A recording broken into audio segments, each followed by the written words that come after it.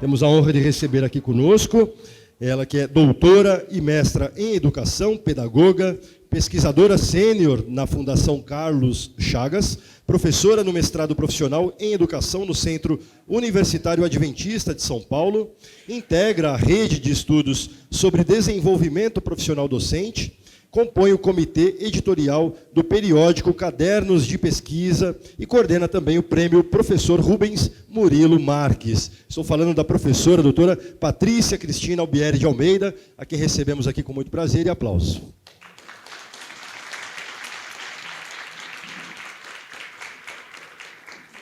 Bom, boa tarde a todos e todas. Eu queria dizer que é uma satisfação imensa estar aqui com vocês nesta tarde, dentro de uma programação tão rica que vocês têm. Queria também parabenizar, os professores da Unesp, que têm trabalhado já há alguns anos para poder proporcionar esse tipo de formação, não só para os professores iniciantes, mas a formação contínua dos professores da Unesp. Então, eu acho que essa é uma iniciativa muito relevante e pouco comum nas universidades brasileiras. Então, eu diria que vocês são muito privilegiados, de estarem aqui esses dias, tendo esta oportunidade rica de troca. Até de manhã, um professor perguntou para Sueli sobre comunidade acadêmica. Eu acho que esse é um movimento de comunidade acadêmica quando a gente cria espaços para que possamos compartilhar e discutir as nossas experiências. Então, me foi dada essa tarefa de falar sobre ensinar e aprender no ensino superior.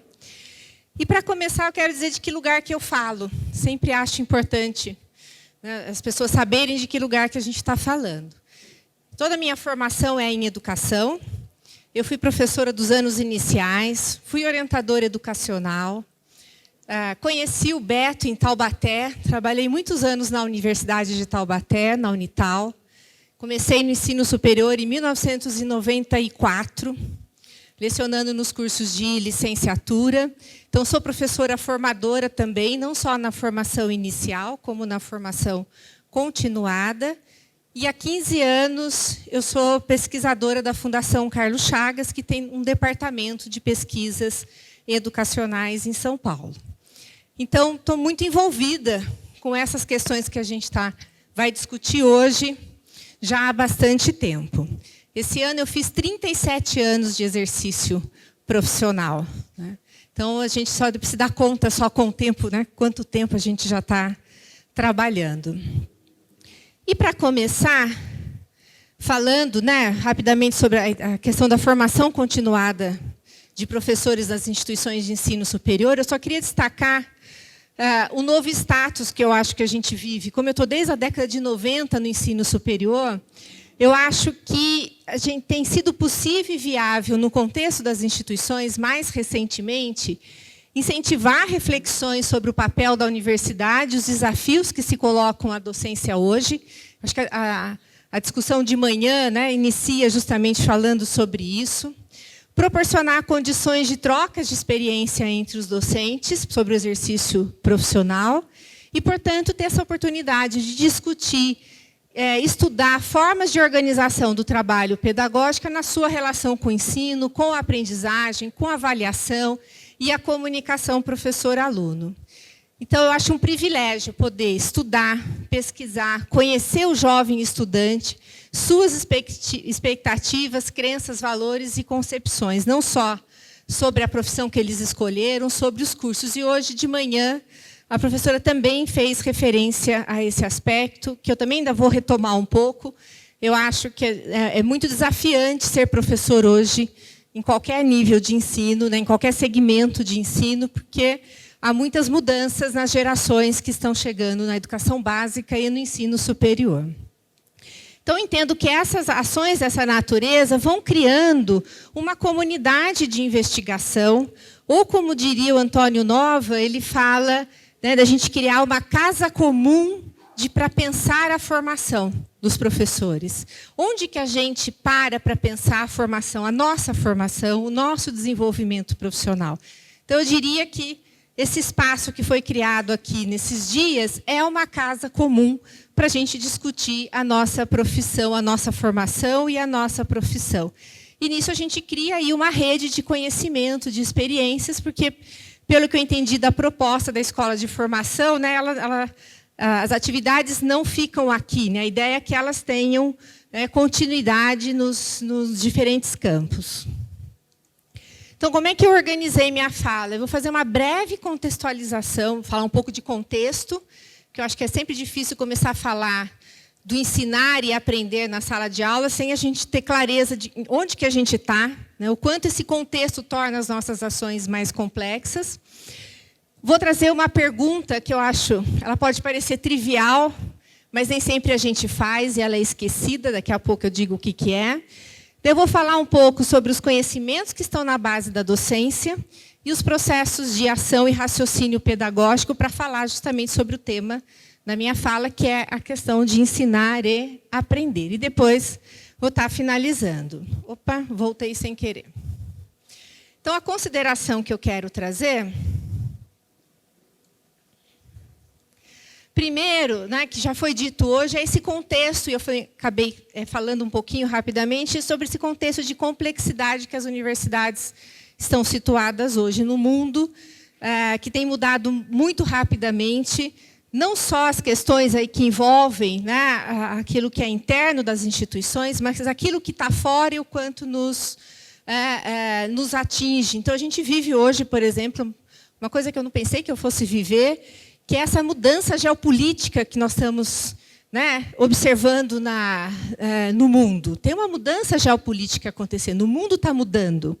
Acho que a última grande mudança foi pós-Segunda Guerra Mundial, e agora a gente está vivendo novamente uma mudança geopolítica significativa. E, junto com isso, está vindo uma série de outras, já vem, né, uma série de outras questões. Também foi dito hoje de manhã, né, o questionamento da ciência, né, fake news. Então, quando a gente podia imaginar que em Congresso, ou nos Estados Unidos, ou aqui, alguém fosse levantar, né, um político levantar em defesa, defendendo a não vacinação. Então, tem umas coisas assim que são um pouco difíceis, pelo menos para mim, de entender este mundo que está se configurando, e isso traz muitos desafios para nós que estamos na universidade.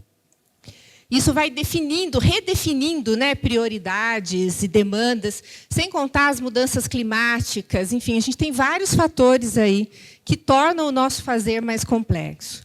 Um outro aspecto é o isolamento profissional, porque a docência no ensino superior, especialmente, historicamente, ela sempre se deu de uma maneira muito individual, cada professor lá na sua sala de aula. Quem nunca ouviu a expressão, tanto na educação básica quanto no ensino superior, quando eu fecho a porta da minha sala, aqui quem manda sou eu. Aqui as coisas acontecem de acordo, né, com os meus objetivos, com as minhas expectativas, e ninguém mete o bedelho aqui no meu fazer. Essa é uma fala muito equivocada, porque a gente não pode esquecer que, como professores, a gente tem uma responsabilidade que é pública. Eu não sou simplesmente a professora Patrícia. Eu sou a professora Patrícia, por exemplo, da Unesp. Eu represento uma instituição. Então, eu não posso achar que o que eu faço muito, né, o que eu bem entendo, sem conhecer o projeto pedagógico do curso, sem conhecer o plano de desenvolvimento institucional, eu faço parte de uma instituição. Então, a docência não pode ter esse isolamento nem desse ponto de vista, e também do ponto de vista de que eu aprendo sozinha, eu vou ter que me virar sozinha com as minhas dificuldades, com os meus dilemas, sem trocar, sem abrir a porta da minha sala para os meus colegas, e sem que os colegas também abram a porta da sua sala para que eu possa entrar, sem ter essa possibilidade de compartilhar material, de compartilhar experiências. Eu acho que a gente vem, né, desmistificando esse isolamento, e temos melhorado bastante, eu entendo, nessa perspectiva, tanto na educação básica quanto no ensino superior. Para a gente sair desse individualismo, né, de que a gente tem uma cátedra, né, e eu sou autossuficiente nesta cátedra. O outro desafio que a gente está sendo dito desde manhã é essa mudança do perfil do estudante do ensino superior. Então, a gente tem uma tendência aí não só de heterogeneidade, mas também de desigualdade. Alunos que vêm provenientes, né, das mais diversas classes sociais, com as mais diversas dificuldades econômicas, culturais, enfim. Então, a gente está lidando com um aluno, como a Sueli disse hoje de manhã, é esse o aluno real que a gente tem. Hoje mesmo eu vi, a Fundação Carlos Chagas tem 2 revistas, a Cadernos de Pesquisa e tem a revista de avaliação educacional. E saiu um artigo essa semana na revista de avaliação educacional dizendo que os alunos do ensino superior não leem, com base nos dados do ENAD.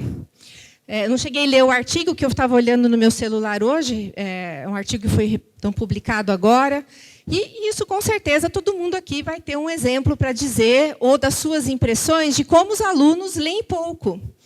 Então, falaram aqui um exemplo de manhã da questão de cálculo, de matemática nas áreas de exatas, e na área de humanas a gente tem aí, apesar que a leitura afeta todas as áreas, né, obviamente, mas uma grande dificuldade de fazer com que os alunos leem, né, que eles possam ler, que eles possam, a gente possa provocar que eles pensem criticamente sobre essa leitura, enfim. A gente enfrenta muitos desafios. E aí eu vou ter alunos que leem bastante, bons alunos, mas eu também vou ter na mesma turma alunos com características bastante diferentes. Além dessas, que a gente pode dizer que são provenientes do seu processo de escolarização da educação básica, a gente tem mudanças geracionais importantes acontecendo nas últimas décadas.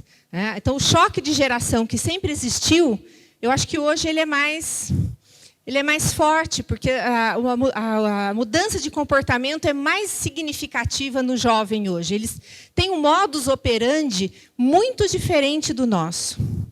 Então, às vezes, a gente tem, como eles têm dificuldade de nos entender e de ter paciência com a gente, por exemplo, em relação à tecnologia, a gente tem muita dificuldade, às vezes, de entender, né, o modus operandi desses alunos. Então, isso causa, né, isso provoca em nós muitos desafios na sala de aula. E esse é um tipo de desafio que nos afeta muito do ponto de vista emocional, do ponto de vista da certeza se a gente está nesse lugar, se eu quero continuar sendo professora. Porque quando a gente não tem boas respostas dos nossos alunos, isso nos faz questionar se eu estou no lugar certo. Quando eu vou tendo situações assim que não são positivas, né, que não tenho devolutivas que eu esperava dos meus alunos, isso vai me enfraquecendo. Porque um dos principais elementos que alimentam a nossa profissionalidade é a resposta positiva do aluno. Quanto mais resposta positiva eu consigo no aprendizado dos meus alunos, mais motivado eu fico. Quando eu começo a ter dificuldade de ter essas respostas positivas, isso vai gerando em nós muito desânimo. Então, hoje é terça-feira, vou entrar na turma tal às 14h. Aquilo já me dá uma sensação de um mal-estar, porque eu vou encontrar aquela turma que tem aqueles alunos que me provocam, ou que é isso, ou que é aquilo. Acho que todo mundo já passou por algo semelhante, de ter turmas que são mais difíceis, alunos que são mais difíceis. Mas o profissional da relação somos nós. Então, somos nós que vamos ter que encontrar caminhos para lidar com essa dificuldade, com essa diversidade.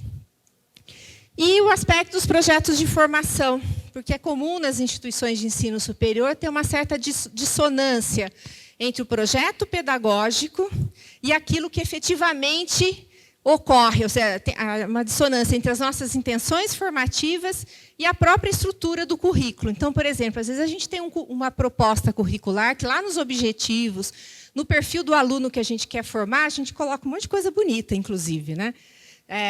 Dizendo desse perfil. Mas, às vezes, a gente olha para a proposta curricular, ela é bastante engessada, ela não tem muita flexibilidade. Então, como é que eu formo um aluno com essas características num currículo que não possibilita este movimento? Isso é muito comum, tanto na educação básica quanto no ensino superior. Uma distância, uma dissonância entre o ideal que a gente quer, o aluno que a gente quer formar, e as práticas que a gente realiza na sala de aula, no currículo, porque o currículo define muito a maneira com que a sala de aula está organizada, a questão dos tempos e dos espaços, tudo isso define, né, o tipo de experiência formativa que a gente está proporcionando para esse aluno. Então, isso é muito comum ocorrer esta dissonância. Então, aqui são só algumas questões de contexto. E ainda para dizer, né, que aqui, com exceção de quem é de curso de licenciatura, quem é professor de formação aqui, fez curso de licenciatura? Até que tem bastante gente, né? Mas com certeza aqui eu tenho professores que não têm formação para docência, né? São professores de áreas de bacharelados e, portanto, não têm formação para docência. E mesmo quem fez licenciatura, a depender, nem sempre teve também uma formação pedagógica que tenha, né, sido, como é que eu posso dizer, né, tenha sido satisfatória, muito bem. Então, uma vez que não existe essa preparação prévia, nem nos cursos de pós-graduação, a gente sabe que a natureza dos cursos de pós ainda é a pesquisa, tem, às vezes, um estágio docente, mas o foco não está no preparo para a docência, sim para a pesquisa. Então, a gente entende que a aprendizagem e, consequentemente, a profissionalidade, ela vai instaurar-se ao longo de um percurso que vai englobar, tanto de forma integrada, né, a trajetória de experiências e vivências de natureza pessoal, profissional e acadêmica, ou seja, da formação que a gente teve ao longo do tempo. Então, ao longo dessa trajetória, os professores vão se formando e vão se transformando. Então, as nossas experiências, também como alunos, eu até estava falando para o Beto, elas também influenciam muito o que a gente faz na sala de aula. Porque a docência é uma das, para não dizer, a única profissão que a gente tem uma intimidade com ela de longa data. É diferente se eu vou trabalhar numa fábrica, não é um espaço que me foi, ao longo da minha escolarização, um espaço que me foi assim familiar.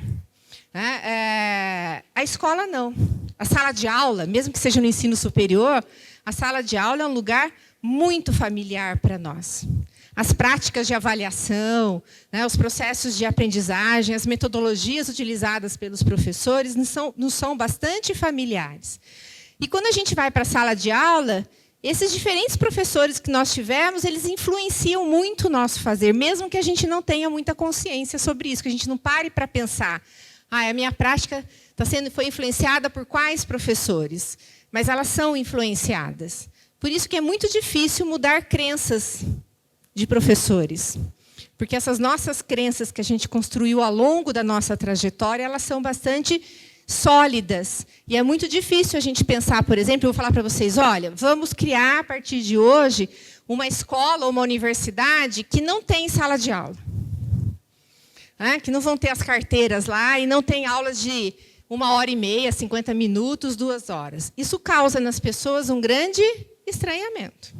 Quando a gente pensa uma escola que possa se constituir de outras formas, utilizando os espaços de outras maneiras. Porque não é essa escola que a gente conhece. Qual escola que a gente conhece? Pelo menos a maioria de nós. Pode ser que aqui tenha alguma pessoa ou mais que tenha tido uma experiência diferente de formação na educação básica, mas eu tenho certeza que é a exceção. A escola que a gente conhece, que para a gente funciona, né, funciona porque estamos aqui, né, todos nós, sobrevivemos a todo esse processo de escolarização. Então, é essa escola que a gente conhece. Né, e fica difícil mudar, quando eu não tive experiências como alunos, né, que tivessem sido diferentes dessas muito habituais. Então, trazer inovação para a sala de aula sempre é difícil. Se é necessário que os docentes do ensino superior tenham formação pedagógica, daí eu pergunto, né? Quais conhecimentos necessários ao exercício da docência no ensino superior? Que formação é adequada? Como que a gente assegura essa formação? Eu poderia aqui, para quem, vocês têm alguém aqui da área de direito, e perguntar quais são os conhecimentos necessários para o exercício de um advogado? Eu posso perguntar quais são os conhecimentos necessários para o exercício do trabalho de um químico numa empresa. Então, para todas as áreas, a gente, com certeza, o profissional da área terá uma resposta clara para isso. Não que seja uma resposta simples, porque eu não estou falando de um conhecimento, né? Qualquer área, eu englobo aí um conjunto de conhecimentos. Mas quando a gente pergunta isso no âmbito da docência, Que conhecimentos são necessários ao exercício da profissão docente? O que primeiro vem à cabeça de vocês? Um tipo de conhecimento que é necessário. Saber falar. O que mais? O que o professor precisa saber? Quando vocês prestam o concurso para ingresso na instituição, que tipo de conhecimento é avaliado? Os conhecimentos conteúdos, um pouco também da didática, porque tem a aula, mas principalmente os conteúdos específicos que eu vou dar aula, tá certo? Não sei, você dá aula do quê, professor? De política educacional. Vou dar aula de política educacional, então eu tenho que ter um conhecimento aprofundado sobre política educacional. Então, agora, esse conhecimento basta? A gente sabe que não. Esse conhecimento não basta para ser professor. Se a gente também dissesse que basta, a gente estaria reduzindo a atividade docente a quase nada. Ou até a gente poderia dizer que, para ser professor, eu não preciso ser um profissional. Eu não preciso ter formação para ser professor. Aqueles que dizem, né, que para ser professor basta gostar de gente, basta saber falar, ter boa oratória. Né? A gente pode dizer que bastam várias coisas. Mas a gente tem que pensar também no professor, não só do ensino superior, mas da educação básica. Se eu entendo que eu quero ter bons professores na escola, eu tenho que entender que, para exercer a docência, é necessário ter uma formação. E, desculpa, não é qualquer formação.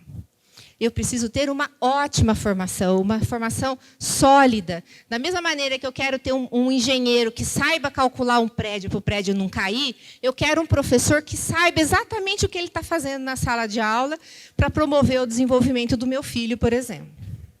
Então, se existe uma coisa que eu sempre enfatizo muito a docência tem conhecimentos que estão na base. E é preciso ter formação para isso. E não pode ser qualquer formação. E eu diria mais, não é qualquer um que pode ser professor. Né? Que passou lá na frente da escola, está faltando o professor de química, eu laço alguém e coloco para dentro. Mais ou menos a gente está vivendo isso. Qual é a pergunta de partida que eu tenho? Né? Uma pergunta super simples. Eu vou fazer rapidamente. O que é ensinar? E como se aprende a ensinar? Vou começar até pela primeira pergunta, que é mais fácil. O que é ensinar? O que vem também à cabeça de vocês quando vocês pensam no que é ensinar? Depende do quê? Quem falou depende? Eu só não localizei, desculpa. Ok, mas naquela que você defende, o que é ensinar?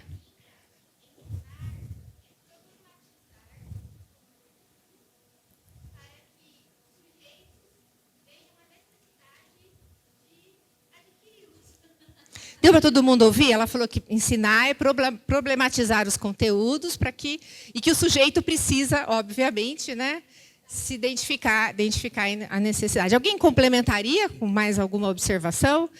Tem uma resposta clássica que a gente ouve muito. Quem que arrisca a resposta clássica? Transmitir conhecimento é a clássica. A maioria dos espaços que você pergunta, as pessoas dizem, ensinar é transmitir conhecimento. Porém, vou até mostrar aqui, eu acho que agora na sequência. Olha que fofo esse cachorro, gente. Vocês não acham? Ele chama Bartolomeu. Por que eu trouxe a foto dele? Porque tem uma história, né, para a gente pensar. Tem um linguista que ensinou o cão a falar. Já ouviram falar disso? Que o linguista ensinou um cão a falar?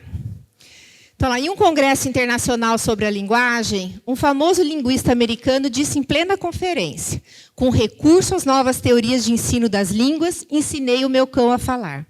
Pelo auditório, ouvia-se um intenso burburinho e o conferencista insistiu. Sim, ensinei o meu cão a falar. Tenho ali fora, posso mostrar-vos. E fez um sinal para que trouxessem o animal. A agitação na sala cresceu quando viram um cachorro sobre a mesa de conferência. Dezenas de flechas dispararam e a audiência esperava pela demonstração da eficácia do ensino. Passou 1 minuto, 2 minutos, e o cão agitava-se inquieto, mas não se ouvia qualquer fala. Então, a audiência lançou o olhar para o conferencista no ar de censura. Então, ele disse, bom, eu ensinei. Ele é que não aprendeu. Então, não sei se isso remete a vocês um pouco da nossa cultura. Então, assim, eu vim, dei as minhas aulas, a gente não fala assim, dei as minhas aulas, o semestre todo eu ensinei. Agora, se os alunos aprenderam ou não aprenderam, é uma outra questão. Isso não é muito comum, né? O professor, quando a gente fala assim, a gente está se eximindo, né, da nossa função. Então, veja, tem uma autora chamada Maria do Céu Roldão, uma portuguesa. Eu gosto muito que ela traz aí que ela fala que na definição do que é ensinar, né, coexistem duas leituras nessa representação da função de ensinar. Ensinar como professar, né, um saber, que é transmitir conhecimento. O professor como aquele que professa um saber, que torna público um saber que é considerado importante naquele momento, daquela época, e socialmente necessário. E ela fala de ensinar como fazer com que o outro seja conduzido a aprender, a apreender o saber que alguém disponibiliza. Então, o professor, como aquele que faz aprender, conduz ao conhecimento e à cultura. De qualquer maneira, ela diz que em ambas as leituras vai estar ocorrendo a mediação do professor entre duas entidades, o saber conteudinal a fazer aprender e o aprendente. Então, vejam que essa é uma questão bastante importante quando a gente pensa no ensinar. É a gente ter uma clareza, bom, se eu ensino, eu não ensino só alguma coisa. Eu ensino alguma coisa a alguém. Porque se não tivesse o alguém, gente, olha, seria perfeito. Eu não teria que me preocupar, tá certo? Com as aprendizagens. Eu teria que preocupar apenas em como que eu vou professar o meu saber. Que eu acho tão importante, que eu me sinto tão importante quando eu estou professando esse saber. Mas eu sinto informar que existe um serzinho chamado aluno. E que nesse processo de ensinar, não é só você, a gente aprende, mas eu tenho um compromisso de promover a aprendizagem do meu aluno. Então, eu não só ensino há uma dupla transitividade. Eu não ensino só alguma coisa, mas eu ensino alguma coisa a alguém. Eu posso até fazer uma analogia com a ideia de tráfico na cidade, toda vez que eu saio da minha casa para ir para o meu trabalho e volto. As pessoas estão indo e vindo, os carros estão indo e vindo. No ensinar e aprender é a mesma ideia. Eu não só ensino, eu ensino, aprendo. O meu aluno também, eu aprendo com ele, ele também ensina o colega, porque às vezes a gente explica alguma coisa e o colega ele sabe traduzir para o outro aquilo que você explicou. E que você não consegue, muitas vezes, traduzir com a mesma competência o que o colega explicou para o outro. Então, isso é muito importante, porque isso implica na nossa responsabilidade como professores. Eu não posso achar que aprender é uma responsabilidade só do aluno. Eu também não estou tirando fora da responsabilidade do aluno. Eu disse, não é uma responsabilidade só do aluno. E a gente não pode esquecer que o profissional da relação é o professor. Ele ganha para isso, ele tem salário, ele tem plano de carreira, tá certo? Ele está ali para cumprir esta função. Significa que a gente sempre vai ser bem-sucedido nessa função? Infelizmente, não. Mas, como professor, eu tenho a responsabilidade de fazer o melhor para promover esta aprendizagem. Por isso que a gente diz que é tão importante planejar, ter uma clareza, né, da intenção educativa, daquilo. Então, eu vou falar mais sobre isso, não vou antecipar, mas quando a gente vai ensinar qualquer conteúdo, eu tenho que saber exatamente onde que eu quero chegar. Qual é a minha intenção educativa? O que eu quero que o aluno aprenda ao ensinar aquele conteúdo e daquela forma. Vou falar já sobre isso. Então, isso eu já falei, né? A Roldão atribui esse conceito de dupla transitividade. Então, o professor é aquele que ensina não só alguma coisa, mas alguma coisa a alguém. Tem o outro nesta relação.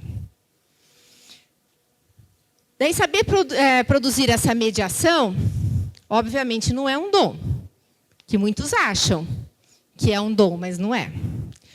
Eu acho que alguns até podem ter esse dom, mas não é exclusivamente o dom. Não é uma técnica, embora requeira uma excelente operacionalização técnico-estratégica. Não é uma vocação, embora alguns possam sentir, né? É ser um profissional de ensino legitimado por um conhecimento específico, exigente e complexo. O que eu quero chamar a atenção é o quão é importante a gente valorizar que existem conhecimentos que estão na base da docência, eu vou repetir isso várias vezes hoje, e que o professor precisa ter formação. Eu entrei no ensino superior, não tinha intenção, tá certo? Eu fiz mestrado, fiz doutorado, prestei o concurso e agora estou aqui como professor. E eu não tenho essa formação. Então, você vai ter que buscar essa formação.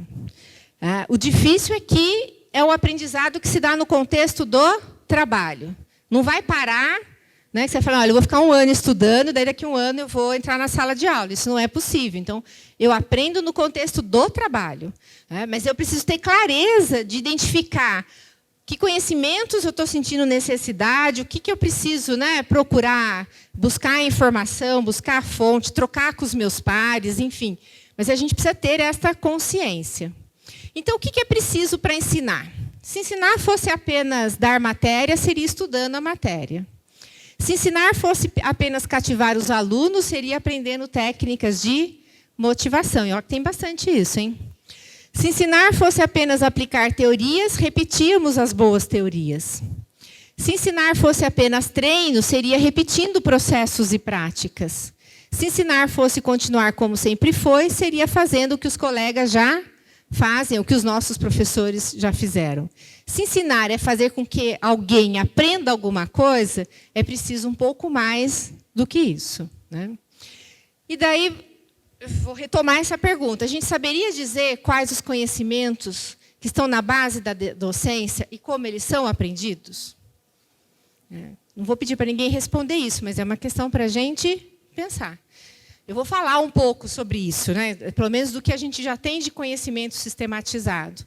E, por incrível que pareça, estudos sobre isso para poder sistematizar e a gente ter uma clareza de que conhecimentos que estão na base da profissão, esses estudos começaram, gente, na década de 80. É muito recente. Apesar da profissão docente ser uma profissão, tá certo? De longa data. Mas ainda a gente sabe muito pouco sobre esses conhecimentos. A gente já tem elementos da década de 80 para cá, mas a gente ainda precisa aprofundar e avançar mais e ter esse entendimento do que é necessário para ser professor. E como que eu ensino, ou como eu aprendo a ser professor. Quais são o conjunto de elementos que envolvem esse aprendizado e que me tornem, em determinado momento, um professor com uma expertise. Que eu entro na sala de aula e tenho pleno domínio daquilo que eu faço. Não é só o tempo que eu estou na sala de aula que me traz isso. Porque se fosse só o tempo, a gente teria muitos bons professores.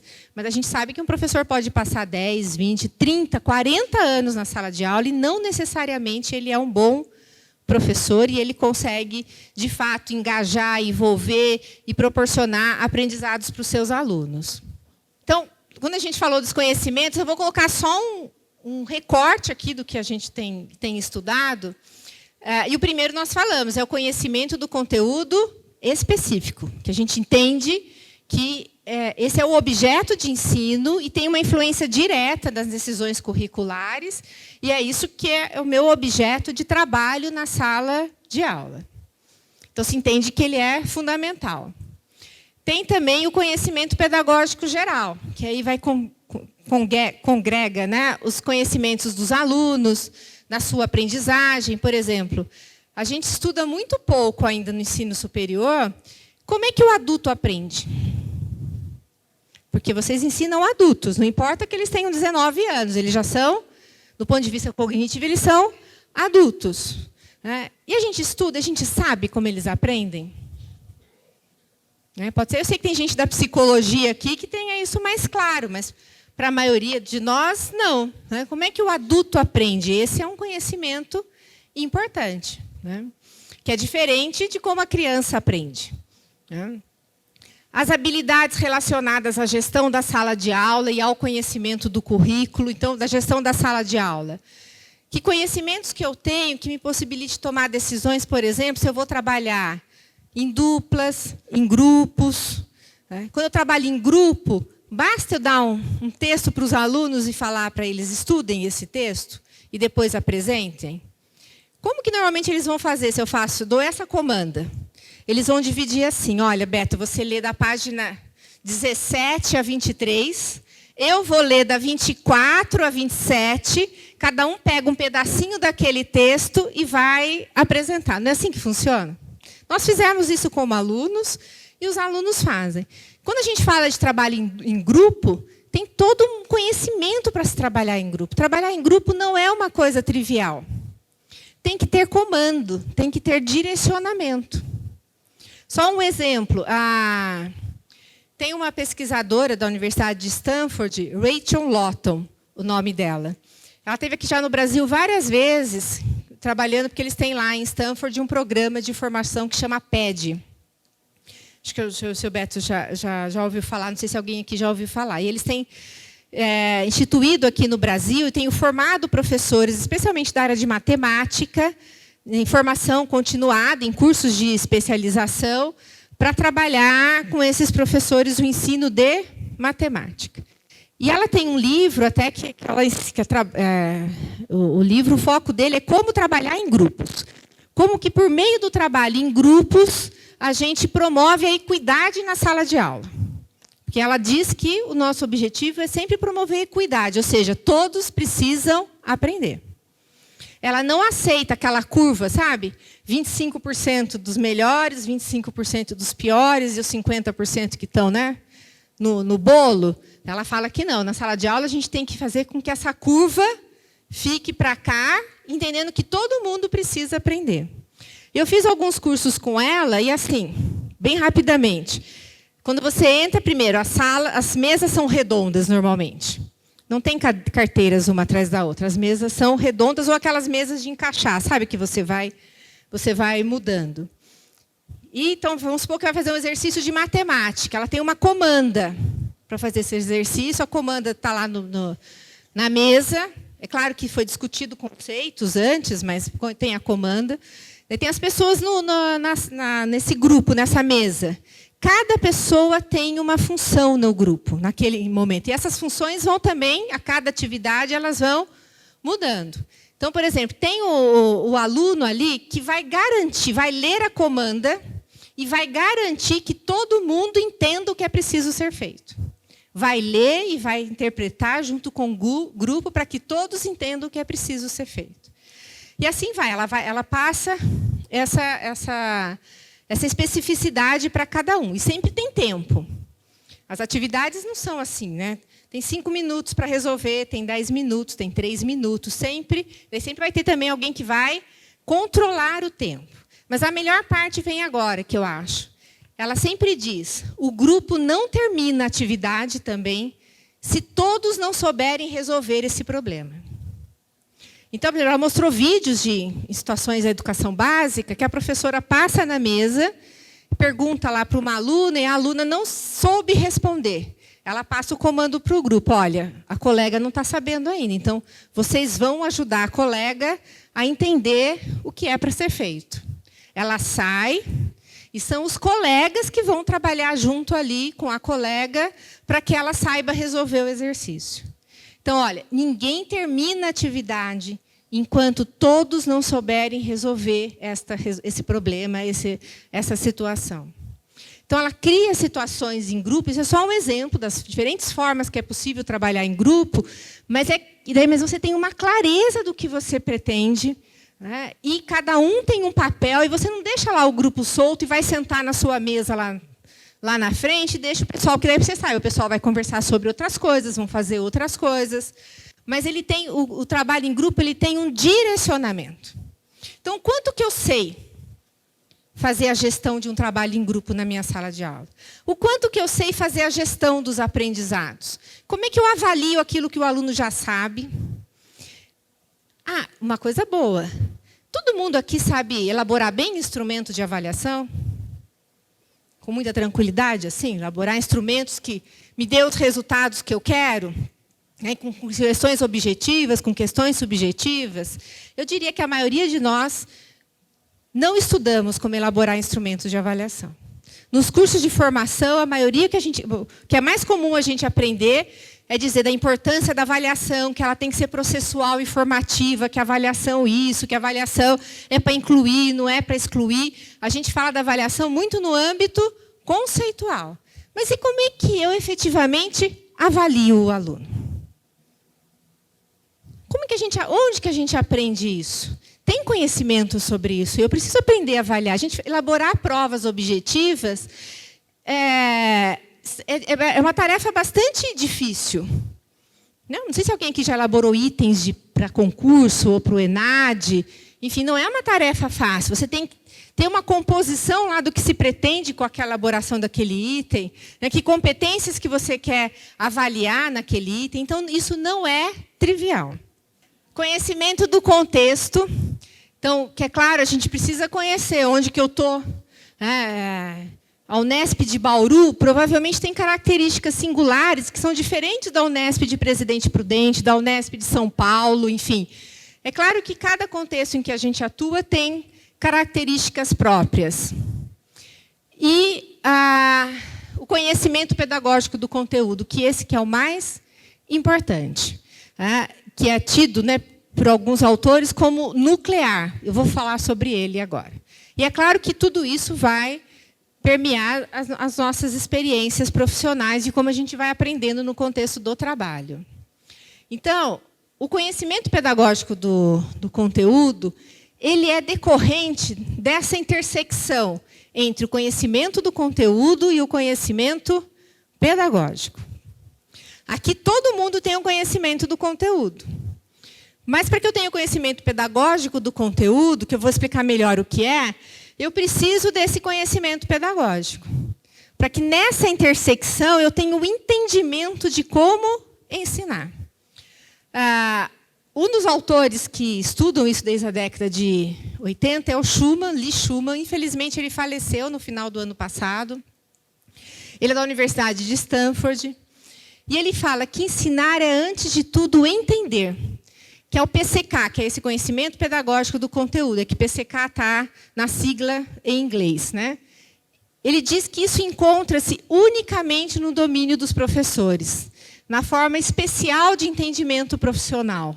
Logo, é a categoria que mais provavelmente distingue o entendimento de um especialista em química, por exemplo, de um professor de química. É diferente ser um especialista em química e ser um professor de química. É esse entendimento que é o PCK que se dá num contínuo. Eu vou passar para frente que eu quero vir aqui. Tentei aqui num esquema mostrar que ele fala, então, como é que o professor vai desenvolvendo esse PCK? Quais são os elementos que compõem esse PCK? Então, primeiro ele fala que é a compreensão. Então, primeiro eu vou mostrar cada um e depois eu vou explicando individualmente cada um deles. Então, imaginem que isso fosse uma espiral, mas aqui para explicar eu achei melhor fazer esse esquema, mas imagine que eu começo na ideia de compreensão, transformação, instrução seria o ensino propriamente dito, né, quando eu estou lá na sala de aula, a avaliação, quando eu estou avaliando aquilo que eu fiz, olhando para aquilo que eu estou fazendo, não só durante o processo, mas depois, quando eu reflito sobre isso, e que todo esse processo vai me levar a uma nova compreensão, que eu vou chegar a um novo ensino, ao novo início. Então, vamos traduzir isso, né? Compreensão é esse entendimento que o professor tem que ter dos propósitos do que ele está ensinando aquele conteúdo. Então, eu vou voltar. Eu preciso, quando eu vou ensinar um conteúdo X, eu preciso saber por que eu ensino esse conteúdo.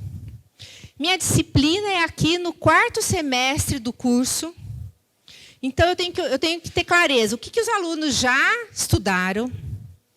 Porque, assim, gente, quando a gente assume uma cátedra, né, uma disciplina, eu não posso achar que o meu mundo se restringe a essa cátedra. Né? Eu tenho que entender que essa disciplina compõe um currículo, né, um percurso formativo, e o que vem antes e o que vai vir depois. Então, esse conteúdo que eu vou ensinar nesse semestre, qual é o lugar dele no curso? Por que eu estou ensinando esse conteúdo? Por que ele é importante para a formação desse futuro profissional? Esse conteúdo que eu estou ensinando, ele dialoga com que outras áreas do conhecimento que os meus colegas trabalham? Tem uma série de perguntas que eu preciso fazer e que eu preciso ter esta compreensão, né? E que seja uma compreensão de modo crítico daquilo que eu estou ensinando.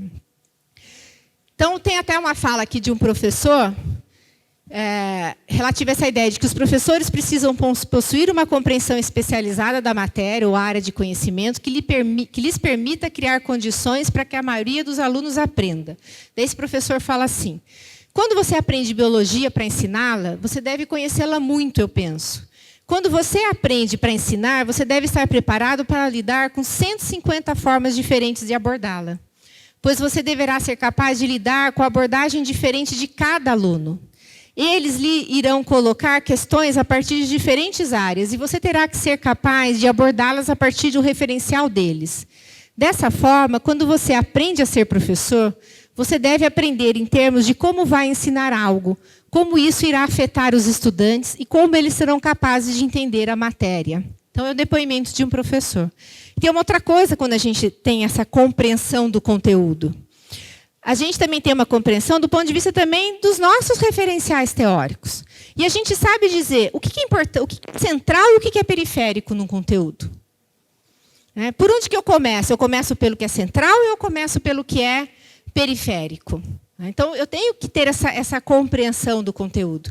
E a gente tende a fazer escolhas, muitas vezes mais baseadas naquilo que eu me sinto confortável do que efetivamente daquilo que os alunos deveriam aprender. Então, eu vou dar um exemplo na área de educação, psicologia da educação. Então, é uma disciplina que normalmente tem nos cursos de licenciatura, e a ideia é que os alunos conheçam a pluralidade da psicologia. Que a psicologia é uma ciência plural. Mas o que eu gosto mesmo é de estudar o Vallon. O Vallon que eu domino, ele fez parte do meu referencial teórico na minha tese. Então, qual é a minha tendência se eu não cuidar? Eu vou passar o semestre inteiro ensinando o quê para os alunos? O Vallon. E daí os outros autores da psicologia, os alunos passam à margem. Eu não posso fazer esse tipo de escolha. Porque eu tenho que dar a oportunidade do aluno de conhecer o cardápio que existe. Para que o aluno possa fazer suas escolhas teóricas. Eu entendo que isso cabe para qualquer outra área do conhecimento. E essa compreensão, aí que entra. Então, a compreensão, eu posso dizer que qualquer especialista tem. O passo para o PCK é fazer a transformação. Essa minha compreensão precisa ser transformada para ser ensinada. Eu tenho que, é como se eu fosse traduzir para o aluno um conhecimento que eu tenho, que eu quero que ele apreenda, que ele possua. E essa transformação, segundo Schumann, ela requer a combinação entre preparação, representação, seleção e adaptação às características dos alunos. Então, a preparação, quando eu vou começar um semestre, vou fazer o meu planejamento daquele semestre, eu tenho que ter uma interpretação crítica. Quais são os textos? Quais são os autores, os referenciais teóricos que embasam esse conhecimento? Qual é a finalidade desse aprendizado, desse conhecimento que os alunos vão ter? De novo, que relações que eu faço? Ou seja, eu tenho... Aqui a minha compreensão é no sentido de eu começar um processo de preparação para que eu possa fazer com que a representação que eu tenha desses conhecimentos, esse repertório representacional que eu tenho, eu consiga traduzir para os alunos, por meio do quê? De analogias, de exercícios que eu elaborei, de metáforas, de demonstrações que eu faço, de explicações. Então, o professor vai criando estratégias para poder fazer com que o aluno compreenda esse conhecimento. Então, ele vai fazer uma seleção de como ele vai conduzir as atividades, qual é esse repertório, o que ele vai escolher, para que, naquele semestre, eu trabalhe determinados conteúdos com os alunos. Aí entram as metodologias. Eu vou só dar aula expositiva, mas não é só simplesmente pensar em metodologias ativas, porque eu tenho um pouco de implicância com essa terminologia, metodologias ativas? Porque parece que nós estamos falando de uma coisa muito nova, né? Gente, isso é do início do século XX. Né? Dewey, por exemplo, entre outros educadores, já discutiam isso. E essa ideia de que, é claro, se o aluno, para aprender, ele não pode ter um comportamento passivo. Ninguém aprende sem conflito cognitivo, sem estar atuando sobre o objeto de conhecimento. Então, eu posso ter trazer um leque de metodologias aqui para vocês, mas elas podem não servir de nada se você não tem clareza do que você quer, de quais são as intenções e de que adaptações cada metodologia que eu escolho eu preciso fazer também para as características daquela turma que eu tenho. A Sueli também falou de manhã, pode ser que uma metodologia que eu utilizei com uma turma não funcione bem com outra turma, não tenha a mesma resposta. Então, a gente tem que tomar muito cuidado com essa coisa de achar que são as metodologias ativas que vão salvar o nosso trabalho. Sinto informar que elas não vão. O que salva o trabalho de um professor é um bom planejamento, uma clareza do que ele pretende, de explicitar isso para os alunos. Faz uma diferença enorme no comportamento dos alunos quando você deixa claro para eles o que você pretende. Porque a gente tem que se colocar no lugar do aluno. É muito complicado assistir aulas, né, acompanhar um professor, quando ele não me deixa claro o que ele quer. Ele pede um monte de coisa, faz um monte de coisa, mas eu não sei para onde que nós estamos indo. E o aluno tem que saber. E quanto mais clareza o aluno tem, mais engajamento eu vou ter desse aluno. Não significa que eu vou ter de todo mundo. Nas salas de aula é tudo muito complexo. Então, não é qualquer ação, toda ação que eu faço, que eu vou conseguir um resultado igual para todos os alunos, obviamente. Mas tem muita coisa que a gente pode fazer para garantir, pelo menos o máximo, esse engajamento. Então, na ideia de transformação, eu só estou voltando aqui detalhando um pouco mais, tem ideias compreendidas que devem ser transformadas, de alguma forma, para ser ensinada. O professor tem uma representação específica, favorita, como eu disse, de ideias particulares para o seu próprio propósito. E, em sua trajetória de aprendizagem da profissão, a gente vai desenvolvendo a capacidade de introduzir variações no esquema, representações alternativas da matéria. Daí a gente pode levantar sempre uma série de perguntas. Em que medida que eu consigo atender a expectativa dos meus alunos? Como compatibilizá-las com as exigências institucionais? Como motivar meus alunos para as aprendizagens que extrapolam o utilitarismo pragmático que está nos seus imaginários? Como trabalhar com turmas heterogêneas e respeitar ao mesmo tempo as diferenças? Como usar novas tecnologias? De que maneira aliar o ensino e pesquisa?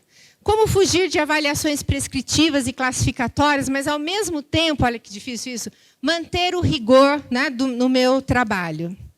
Como enfrento o desafio da interdisciplinaridade que tanto falam, que tanto nos cobram? Né? Tem sentido colocar energias em novas alternativas de ensinar e aprender? Então, todas essas perguntas, né, elas são muito pertinentes para a gente pensar esse processo de transformação.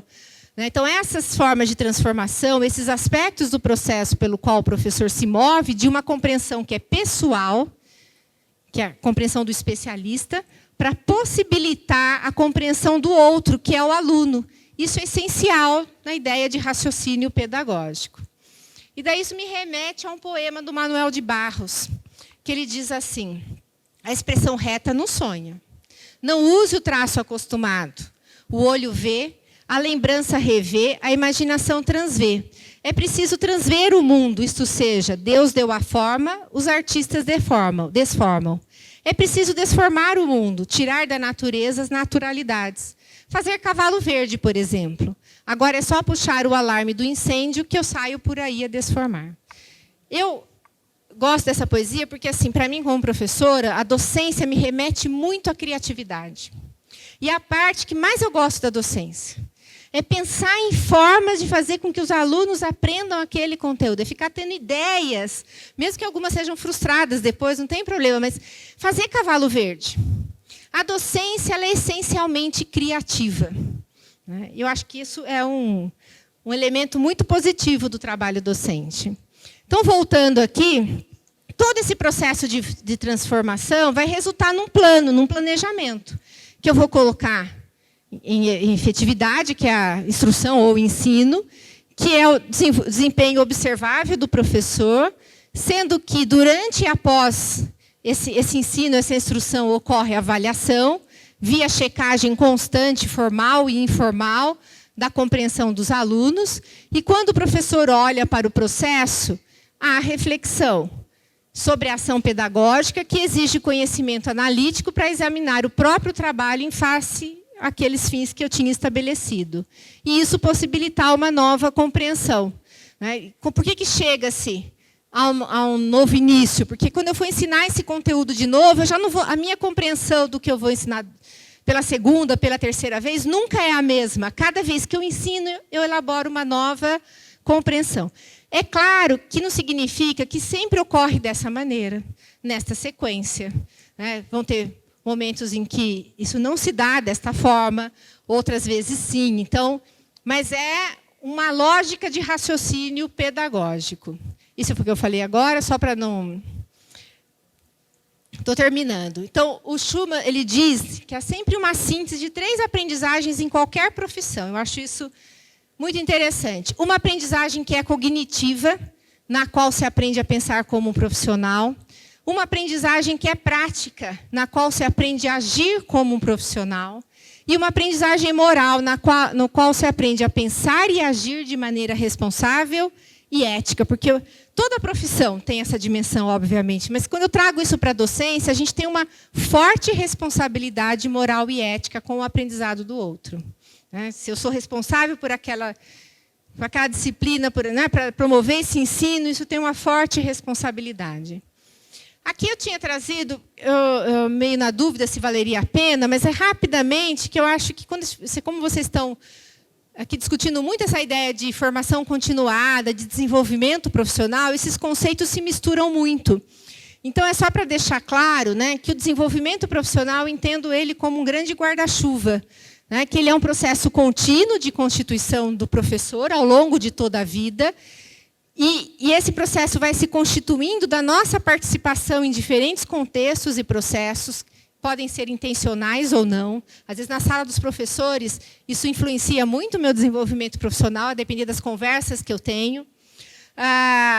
E isso vai tudo contribuindo para a minha constituição identitária, para o aprimoramento do meu trabalho e para a minha autonomia profissional. E isso vai também abranger condições de trabalho, que passa pelas condições de trabalho, que envolve bem-estar, carreira, salário, condições de trabalho. Isso está dentro da ideia de desenvolvimento profissional. A formação continuada é quando o profissional tem acesso a novos conhecimentos, práticas de ensino, reflexões sobre a prática. Então, ele tem um caráter mais amplo. Ele pode se dar na instituição ou fora dela. Mas daí vem a formação em serviço, que é a formação no contexto do trabalho, efetivamente. Quando eu troco ideias com o meu coordenador, quando eu troco ideia com os meus pares, como tem alguma formação direcionada no contexto do trabalho, é a formação em serviço, e por isso que isso compõe o desenvolvimento profissional. Agora eu vou finalizar mesmo. Essa frase é bastante famosa, lá nas décadas de 60, 70, especialmente nas rivalidades entre os cursos de bacharelado e licenciatura. Então, se dizia assim, né? Quem pode, faz. Quem não pode, ensina. Se você é bom, você vai ser pesquisador. Se você não é tão bom, o que te sobra é ser professor. Né? E o Schumann fala que a gente precisa rejeitar essa calúnia e nos declararmos como Aristóteles, que o teste máximo do entendimento repousa na habilidade de alguém transformar conhecimento em ensino. Então, ele faz um trocadilho, né? Quem pode, faz. Quem entende, ensina. Então, ele vai chamar atenção para essa dimensão do entendimento. E, para fechar mesmo de verdade, eu vou fechar com essa poesia do Carlos Drummond de Andrade, que eu também acho assim, muito importante para a gente pensar várias coisas. A porta da verdade estava aberta, mas só deixava passar meia pessoa de cada vez. Assim, não era possível atingir toda a verdade, porque cada metade trazia o perfil da meia-verdade. E sua segunda metade trazia o perfil da meia-verdade. E sua segunda metade voltava igualmente com o meio-perfil. E os meios-perfis não coincidiam. Arrebentaram a porta, derrubaram a porta, chegaram ao lugar luminoso onde a verdade esplendia seus fogos. era dividida em metades diferentes uma da outra. Chegou-se a discutir qual a metade mais bela. Nenhuma das duas partes era totalmente bela, e carecia optar. Cada um optou conforme seu capricho, sua ilusão, sua miopia. Eu trouxe essa poesia porque eu acho que na área de educação a gente discute muito a partir disso. Cada um pega o seu óculos, eu sou míope mesmo, né? Cada um pega o seu óculos e olha para as questões da educação, da sala de aula, a partir da sua miopia, dos seus caprichos. Então, o que eu acho que a gente tem que um pouco entender que não existe a verdade absoluta, que não existe a metade mais bela, e que a gente tem que estar aberto a ouvir. Né? A questão da escuta, né? Estava conversando no almoço também, como é importante, em qualquer contexto, mas eu vou trazer mais importante ainda no contexto da universidade, a gente ter as dissonâncias. As pessoas não precisam todo mundo pensar igual. É importante que as pessoas não pensem igual. É isso que promove, né, o nosso desenvolvimento, o nosso aprendizado. É claro que se a gente vai bater um papo agora, as pessoas vão ter experiências diferentes, vão ter olhares diferentes, e isso não é um problema, pelo contrário. É claro que nem todo mundo aqui concordou 100% com o que eu disse, pode discordar de mim e deve discordar para que a gente possa avançar nessa discussão. Gente, desculpa, acho que eu passei uns minutinhos, mas é isso, está aí o meu e-mail. Estou à disposição, quem quiser trocar, além do que a gente vai conversar agora, que a gente possa também interagir em outros momentos. Obrigada.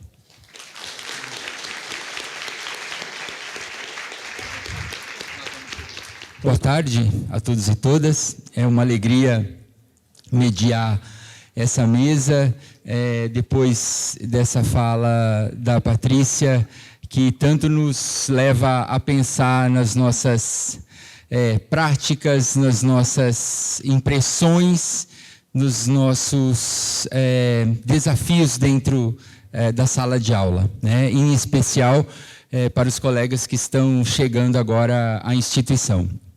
Então, Patrícia, muito obrigado por sua exposição e passamos agora, então, às perguntas. Boa tarde a todos e todos. Eu, de novo, João Chaves, da diretoria da DUNESP, do campus de Assis. Eu queria primeiro fazer um comentário que penso que, do ponto de vista da organização interna das nossas universidades, nesse momento, nós estamos na frase do Bernard Shaw. Quer dizer, a pesquisa, para nós, do ponto de vista de avaliação, tem sido muito mais importante do que a atividade de ensino. Essa é a primeira coisa. Acho que é hora da gente refletir e fazer a transição do Bernard Shaw para o Schuman, né? Esse é um preâmbulo. A segunda coisa, que é uma angústia que eu sempre tive enquanto professor, que é a questão da avaliação, né? Quando avaliar é um processo que eu penso que fecha o ciclo de ensino-aprendizagem, quando você é capaz de perceber, é capaz de apreender o que o estudante apreendeu do conteúdo que você tentou passar. Existem várias formas que foram percorridas ao longo do tempo e que hoje eu acho que acontece no chão da sala de aula, que é a chamada prova escrita, que o sujeito tira uma nota de 0 a 10, papai, você entrega, acabou, né? E tem outras formas de avaliação, como, por exemplo, aconteceu de um relato que uma pessoa me fez uma vez, que ele prestou um vestibular numa universidade de Moscou, isso em Priscas Eras. Terminou lá o tempo, o sujeito foi embora, depois de uma semana ele voltou lá para saber, e o examinador falou para ele, senta na mesa, entregou de novo a prova para ele, falou, você não terminou a prova, termina de fazer. Ou seja, muito diferente dessa avaliação que muitos de nós eventualmente praticamos e dá um tempo para o estudante responder algumas questões e circunscrever ou limitar a avaliação àquela prova escrita ou aquilo que essa prova pode dizer do que o aluno aprendeu do conteúdo. Penso que devam existir formas de avaliação muito melhores do que essa, como, por exemplo, você contemplar os tempos diferentes que as pessoas podem ter para poder refletir sobre um determinado assunto e colocar aquilo que elas apreenderam da forma como elas acham adequado. Então, basicamente, a minha pergunta é você poderia estabelecer, ou pelo menos para colocar para discussão, alguns princípios do que poderia ser uma avaliação melhor do que esta, que é aquela que, de fato, é mais comum, né? Tanto no ensino fundamental e médio, quanto na universidade. E, com isso daí, eu estou falando isso também porque eu me lembro de situações em que havia colegas, principalmente das ciências duras, que reprovavam 80% dos alunos, e isso daí fazia com que os caras achassem que ele era um grande professor. Quer dizer, um grande professor que reprova 80%, isso é uma coisa, pelo menos do meu ponto de vista, absolutamente discutível. Um grande professor, ele não devia reprovar 80%, ou ele não sabe avaliar, não é? Ou tem algum problema com a relação ensino-aprendizagem que ele estabeleceu com os estudantes dele. Obrigado. Olá, boa tarde. Aline Santana, da Unesp de Jaboticabal. Obrigada, Patrícia. Foi realmente muito enriquecedora a sua apresentação. E ela me fez pensar sobre como o território do ensino nos é confortável, ao passo que o território da aprendizagem nos é espinhoso. Tá? Transitar pelo território da aprendizagem nos deixa aí meio inseguros, porque a gente está seguro com aquilo que a gente ensina, mas o que é apreendido, né, o que eles conseguem apreender daquilo que eu lancei, é um pouco mais difícil. E eu acho que isso se torna mais complexo quando a gente pensa nessa cobrança hoje, na nossa reflexão sobre a diversidade, sobre aquilo que vem, né, da escola para dentro da universidade. E aí vai implicar em diferenças nesse modo da tradução daquilo que é o conhecimento do conteúdo específico para aquilo que é o conteúdo ensinável, aquilo que é o ensino.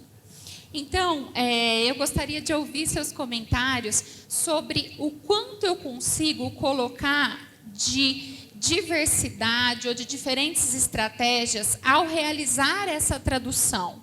Se eu tenho uma turma de alunos e eu tenho que ter uma forma de fazer chegar neles aquilo que é o conteúdo específico, mas eu sei que ali eu tenho alunos que vieram de realidades educacionais muito distintas. A minha lá, eu acredito que a de vários aqui, alunos que vieram de excelentes escolas, enquanto outros vieram ali de uma situação de um ensino básico muito mais precário, onde eu tenho que nivelar, né, uma aula para todos. E aí me torna essa tradução um pouco complexa. Além de toda a questão da inclusão, que a gente também tem que estar atento aí pensando. Né? Então, é isso. Muito obrigada. A sua Aleardo, do Departamento de Computação de Rio Preto. A tua fala foi bastante interessante para por exemplo, colocar a ideia de nós ensinamos como nossos professores ensinaram, ou pelo menos nós ensinamos como aqueles professores que mais nos inspiraram ensinavam, né?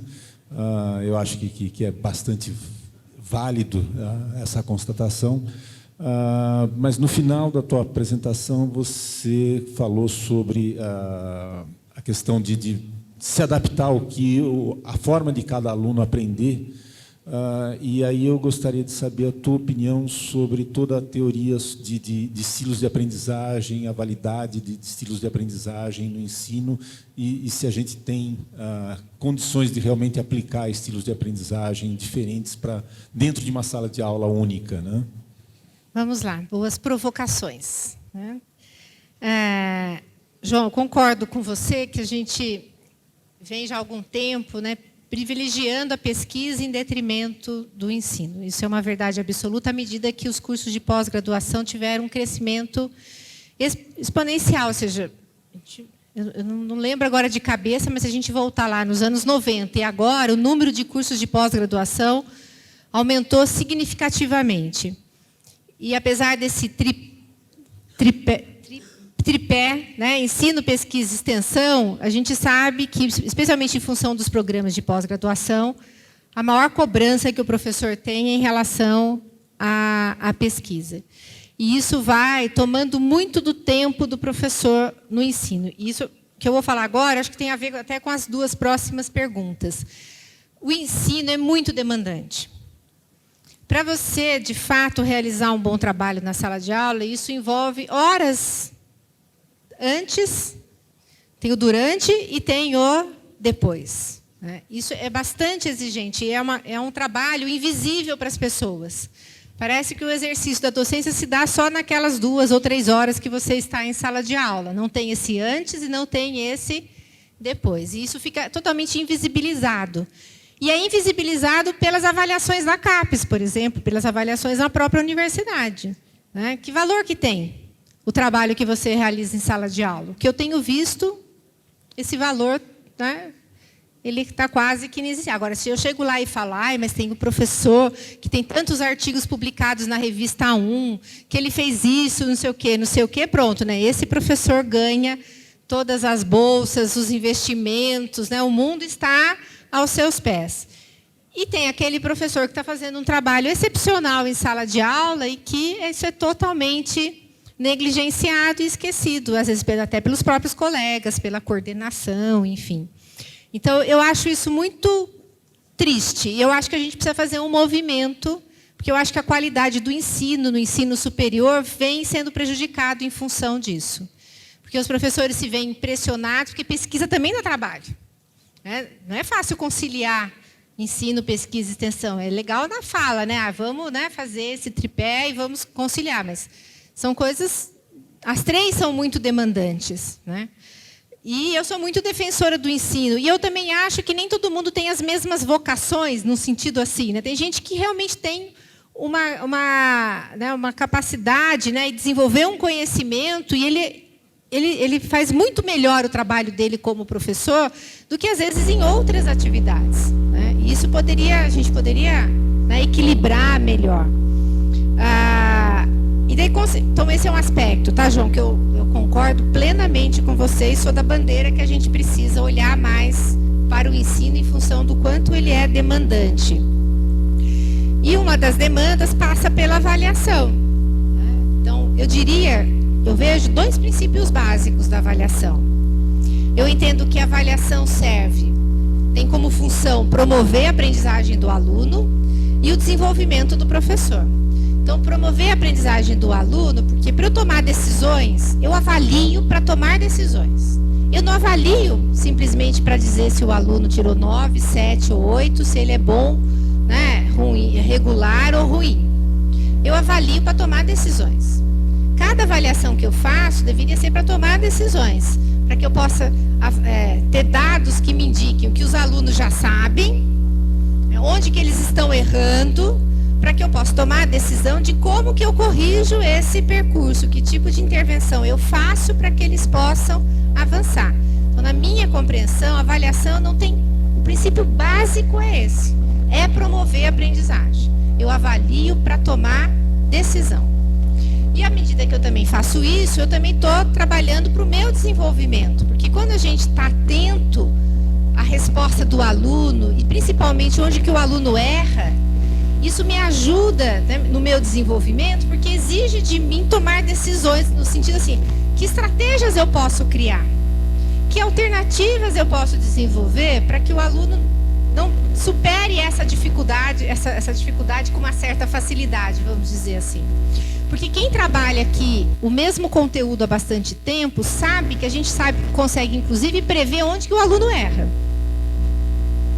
A gente sabe determinado conteúdo, onde estão as dificuldades no processo de aprendizagem. Um professor atento às respostas dos alunos, ele vai saber. E sabendo onde o aluno mais erra, eu posso prever alternativas de exercícios, de atividades, de provocações, que ajude o aluno a entender esse erro e a não cometer mais esse erro. Porque o professor tem que ser... o Schumann tem uma entrevista que ele estava aqui no Brasil. E ele fala de que uma das qualidades do professor não é falar. Uma das principais qualidades do professor é escutar. gente fala muito e escuta pouco. Porque, basicamente, as nossas aulas são muito expositivas. Então, é claro que eu estou o tempo todo falando. Mas que situações que a gente cria para escuta, para ouvir o que o aluno pensa, como ele pensa, para que eu possa criar situações para provocar esse aluno. Então, saber escutar é fundamental. E a gente nem sempre sabe fazer isso. Eu falo saber fazer isso porque a gente precisa saber mesmo. Porque eu mesma tenho que fazer um exercício de morder minha língua, porque eu adoro falar. Mas eu não posso ficar falando o tempo todo. Eu tenho que promover que os alunos falem, até para eu entender o que eles pensam, como eles pensam, como é que eu provoco para eles sair daquele lugar, né? Como eu faço provocações se eu não escuto. Tem um documentário chamado Ter e Ser. É um documentário francês que eles filmaram um professor na França de educação rural, de uma escola, uma sala multisseriada. É um professor, um professor francês, e eles filmaram as aulas a rotina desse professor durante 1 ano. É bem interessante o documentário. E uma coisa sempre me chamou muita atenção nesse documentário, que toda vez que as crianças vinham perguntar alguma coisa para ele devolvia com outra pergunta. Ele nunca respondia a pergunta da criança. Ele devolvia a pergunta, porque isso é uma maneira de você provocar o aluno para ele pensar, não dando todas as respostas. Então, o aluno perguntava, ele devolvia para o aluno, então ele ia fazendo uma troca que é para instigar a criança a falar. E a gente tem uma tendência de dar as respostas. E os nossos alunos, no primeiro momento, não precisam de respostas, eles precisam saber como buscar essas respostas. Aliás, é a ideia da pesquisa. Muitas vezes, no mestrado e doutorado, uma grande dificuldade que a gente tem com os alunos de mestrado e doutorado é que eles têm uma compreensão da lógica da pesquisa. E, a priori, todos nós, quando chegássemos na pós-graduação, até na graduação, deveríamos ter essa lógica da pesquisa. A gente não tem, porque as nossas aulas no processo de escolarização básica são só do conhecimento pronto. E a ciência não anda sem a dúvida, sem o questionamento. E a gente trabalha isso muito pouco na educação das crianças, né? Então, professor, eu entendo que quando a gente tem esse princípio de promover a aprendizagem, os instrumentos de avaliação, eles ocupam um papel central. E eu preciso saber elaborar instrumento. Eu preciso saber quais são, né, as possibilidades de instrumento. E a elaboração de instrumento não é algo trivial. Porque se eu não souber perguntar, eu induzo o aluno ao erro. E às vezes os alunos vão mal numa prova, não é porque eles não tinham entendido o conteúdo, é porque a prova está mal elaborada. E nem sempre a gente pensa nisso. Que o problema pode estar no instrumento. A gente sempre acha que o problema está que o aluno não sabe responder. Mas quem aqui, quando faz prova, faz a prova antes para ver quanto tempo você leva para responder aquela prova? Alguém aqui já elaborou um instrumento e depois senta para fazer o instrumento? Olha lá, o professor leva. Mas veja, nem sempre a gente faz isso. E corrigir, então, como é difícil você corrigir, especialmente na área de humanas, quando tem perguntas subjetivas. Quantas vezes eu até adquiri o hábito de começar a corrigir de lápis. Porque às vezes eu começava com critério, e à medida que as provas talvez os alunos não atingiram bem aquele meu critério, eu vou vendo que eu começo a ficar injusta. Daí eu tenho que voltar tudo. Já aconteceu isso com vocês? Porque, às vezes, você estabelece um critério, mas não é bem assim. Rubrica. Quando que a gente aprendeu na graduação, na licenciatura, a fazer rubrica? Tem conhecimento para ela fazer uma rubrica, para você corrigir de uma maneira mais justa as avaliações dos alunos. Então, a avaliação da aprendizagem é um elemento da nossa profissão que requer bastante conhecimento. A Aline falou da questão do território. Realmente, o território do ensino é muito confortável, Aline, né? O da aprendizagem, como você disse, né, ele é bastante espinhoso. E ele é espinhoso por um aspecto que você trouxe, porque as salas de aulas elas são com uma grande diversidade.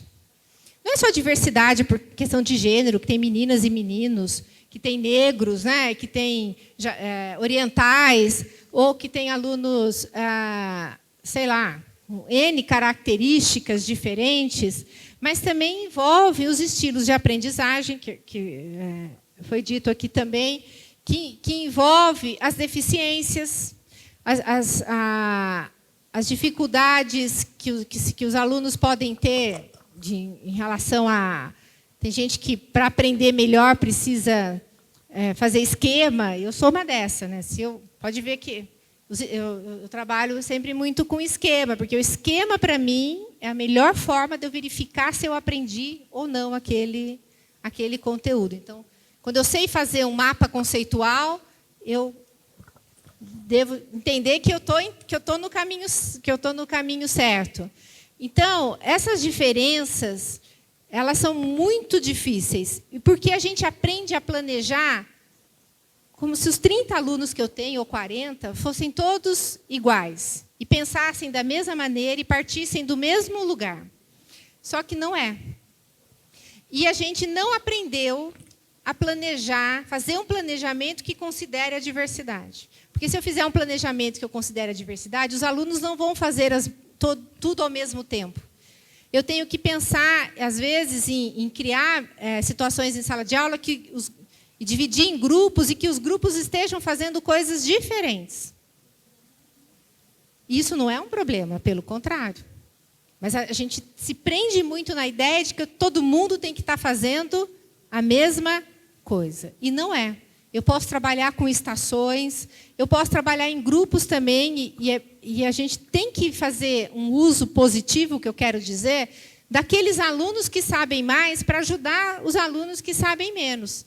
Daí vocês podem dizer, mas, Patrícia, isso é injusto com o aluno que sabe mais, porque se ele sabe mais, ele vai ficar estagnado. Não é verdade. Toda vez que eu explico um conteúdo para alguém, eu estou aprimorando a minha compreensão desse conteúdo. E isso faz uma grande diferença nos avanços desse aluno também, que ele está à frente do outro. Sem contar que ele vai desenvolver outras habilidades que são essenciais no mundo do trabalho. Que é na troca, de ser generoso com o outro, de saber escutar, de explicar. Não estamos preparando os alunos para o mundo do trabalho? Então, trabalhar a diversidade na sala de aula pode ser um elemento riquíssimo de preparo para esse aluno no mundo do trabalho. E porque no ambiente de trabalho as pessoas não têm as mesmas habilidades. Um tem uma habilidade mais desenvolvida numa área, o outro em outra. Então, eu acho que usar a sala de aula, a diversidade da sala de aula, a gente tem que usá-la a nosso favor. E, para isso, a gente tem que se desprender, né, de que todo mundo tem que estar fazendo as mesmas coisas. Mas é claro que eu tenho que ter sutilezas para fazer isso. Eu não posso chegar como se fazia antes. Aqui a coluna dos alunos melhores, coluna A, coluna B e coluna C. Não é absolutamente isso, né? Senão eu crio na sala de aula uma situação difícil. Porque eu acho que o clima da sala de aula, só antes de ir para a UT, para mais uma pergunta, eu acho ele fundamental.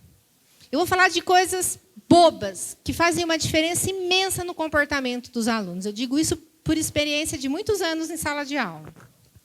A maneira com que a gente entra na sala de aula, a hora que eu ponho o pé na porta, se eu entro sorrindo, se eu entro, né, de uma maneira assim, boa noite, bom dia ou boa tarde, que você demonstra que você está, tá certo? Que você está ali, que você não quer estar em outro lugar, mas que você quer estar ali com eles. A maneira com que você se direciona aos alunos. Se você fazer um esforço para saber o nome dos alunos. O aluno, quando é chamado pelo nome, isso é extremamente importante. E a gente pode desenvolver estratégias de memorização de nome.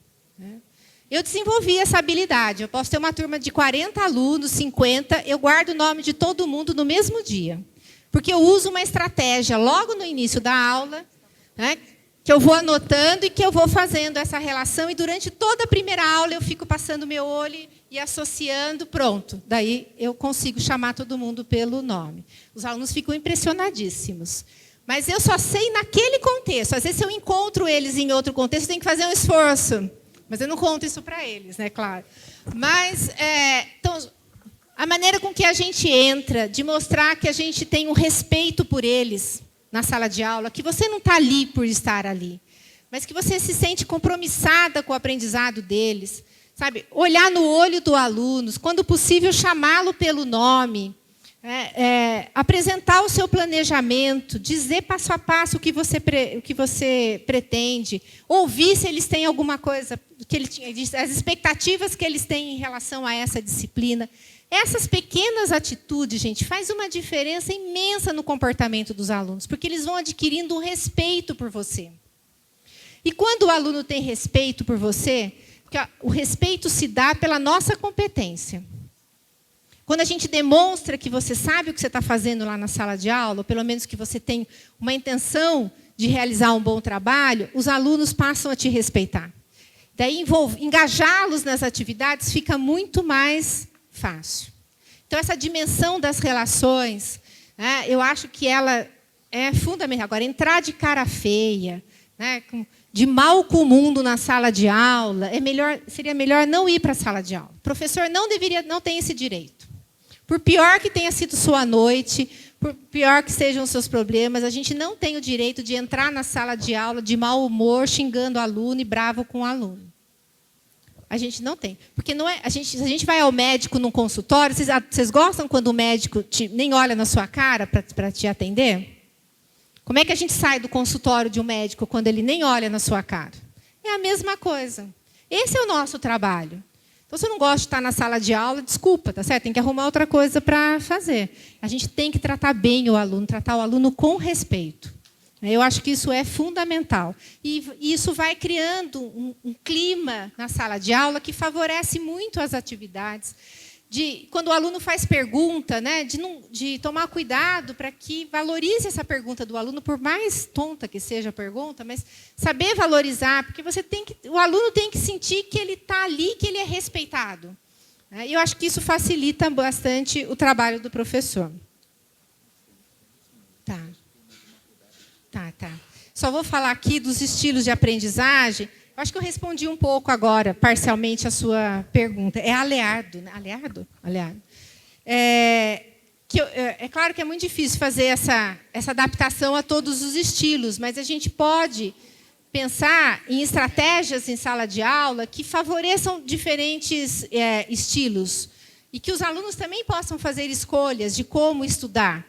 Então, isso é viável na sala de aula. Agora, é claro, só não falei de uma coisa, tem vários elementos que dificultam tudo isso. Número de alunos em sala de aula, o tempo que a gente permanece, quanto menor o tempo de aula, mais fragmentado, daí é mais difícil você fazer algumas ações. Então, é claro que o contexto vai fazer... Eu já dei aula, o Beto era até coordenador na época, eu dei aula no curso de Educação Física, a turma tinha 100 alunos, 90, 100 alunos. É o que tinha, não é? E às vezes não tinha sala, não tinha cadeira para todo mundo sentar na sala.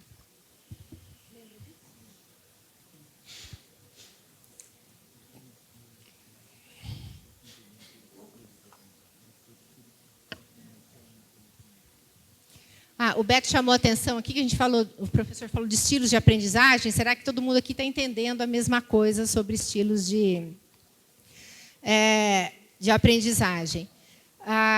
É claro, eu não sou uma especialista nisso, mas é claro que existem diferentes maneiras da gente aprender o conhecimento. Então, tem pessoas que são mais visuais, outras são mais auditivas, existem diferentes possibilidades. E eu acho que ajuda a gente trabalhar com os alunos também a perceber os seus estilos, porque será que todo mundo sabe qual que é o meu estilo de aprendizagem? Eu acho que a gente não tem nem sempre essa clareza. Mas eu acho que trabalhar com estratégias metacognitivas, isso é um pouco a área do Beto, né? De como que você pode ir mostrando para o aluno como é que eu me certifico do que eu estou aprendendo. Então, eu falei, eu me certifico se eu estou entendendo ou não quando eu consigo fazer um mapa conceitual, quando eu consigo fazer um esquema. Tem gente que certifica, né, de outra maneira. Então, esses estilos de aprender são muito diversos e eu acho que o mais difícil é o aluno perceber essas estratégias metacognitivas que facilitam o aprendizado dele. Mas nem sempre ele consegue aprender a perceber sozinho. Porém, aqueles que aprendem e sabem usar estratégias metacognitivas, eles se sobressaem. Então, eu fui orientadora educacional. Quando eu era orientadora educacional lá, em 1990 e alguma coisa, a gente tentava trabalhar um pouco isso como orientadora educacional, de ir para a sala de aula e ensinar os alunos, desde usar a agenda, a estudar diferentes estratégias de como estudar. Estratégias de como estudar. Só complementando essa questão que a Patrícia levantou, no começo eu sou professor de estágio no curso de Educação Física, na licenciatura. E no começo desse semestre, eu perguntei para os alunos assim, como é que vocês gostam de aprender? E eles devolveram a pergunta assim, mas professor, eu não estou entendendo, o que você está perguntando? Eu falei, não, como é que vocês gostam de aprender? Como é que vocês aprendem melhor sobre o conteúdo que a gente já estudou no semestre passado, que é profissionalidade docente, enfim. E eles me devolviam a pergunta dizendo, mas professor, dá para ser mais claro? Ou seja, eles nunca tinham tido, durante a socialização primária deles na escola, nem mesmo, eles são alunos do terceiro ano, na graduação, alguém que tivesse perguntado para eles assim, escuta, como é que você aprende? Tem gente que aprende de um jeito, e você prefere aprender de que jeito? O que te motiva mais? O que você gosta de aprender sozinho, trabalhando em grupo, com textos de um jeito, com filmes? Como é que você gosta de aprender? Eu acho que isso revela um pouquinho para a gente dessa necessidade da gente entender para poder realizar esse ensino transformador, né? Porque para mim a fala da Patrícia tem a ver com essa questão da o momento crítico ali é quando você faz a transformação. Não dá para a gente fazer essa transformação sem entender como quem vai ser transformado aprende, de que forma ele passa por esse processo de um jeito que seja prazeroso, funcione para ele, né? Bom, mas acho que a gente tem tempo para mais uma pergunta. Eu sou Cíntia, da Unesp de Presidente Prudente, estou coordenadora do curso de Pedagogia e eu trago algumas reflexões. Uma, que eu queria reforçar a ideia de que os concursos, né, deveriam valorizar da mesma forma as 3 dimensões, né, que é o ensino, a pesquisa e extensão, mas, infelizmente, não é isso que acontece, né, e a gente precisa rever isso na questão dos concursos, do meu ponto de vista. Uma outra coisa que eu queria ponderar, puxando sardinha para o meu lado, que eu estudo educação infantil, né, e eu acho que as diretrizes curriculares para a educação infantil têm um salto de qualidade bastante substancial na diretriz de 2009, quando ela supera essa dicotomia ensino-aprendizagem e propõe que o trabalho, né, a educação na educação infantil seja através de experiências significativas de aprendizagem. Então, se a gente começasse a pensar em promover experiências significativas de aprendizagem para os nossos alunos, ao invés de se preocupar tanto com eu ensino, porque eu sou o professor, né, e a gente tem enfrentado bastante problemas nesse sentido, porque os alunos não querem mais o professor catedrático que fica lá na frente só dando aula, sem interagir com eles. Pelo menos não no meu curso. Os alunos têm questionado muito essa postura dos professores.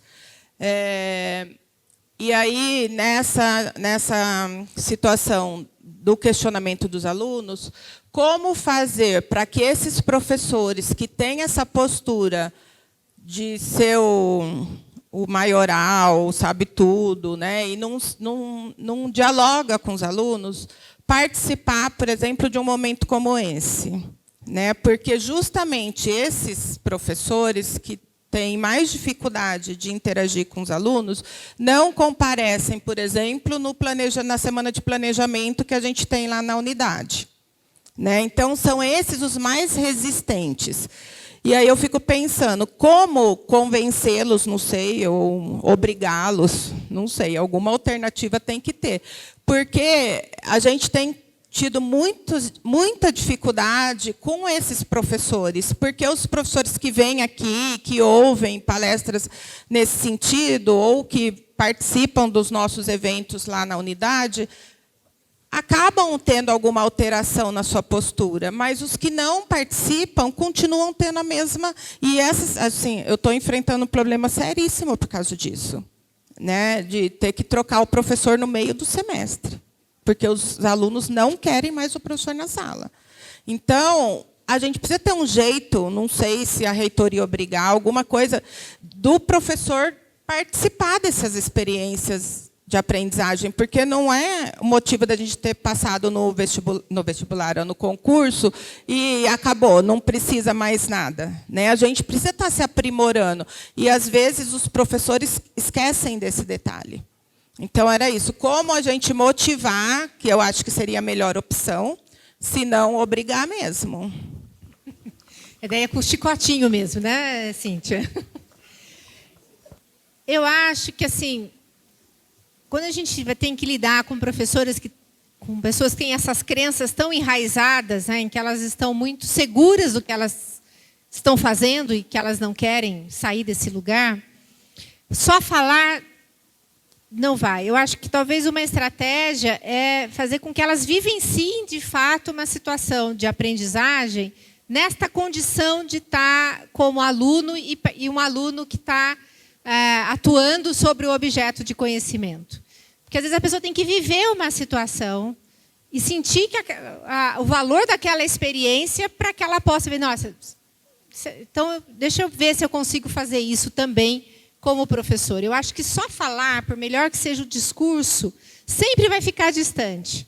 Eu acho que essas pessoas, a gente tem que criar uma... Sabe, igual quando seu filho, sei lá, uma amiga minha, quando o filho estava reclamando muito, reclamando de tudo, ela pegou o menino e levou lá numa instituição que tem uma série de crianças com problemas, né, de saúde, etc., para dar um choque de realidade no menino. Então, às vezes, tem professores que precisam ter um choque de realidade.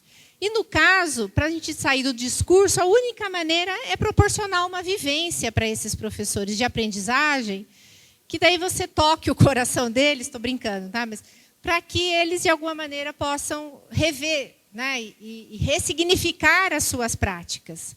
Porque, olha, quando o outro não quer, é difícil, né, que a gente avance, né?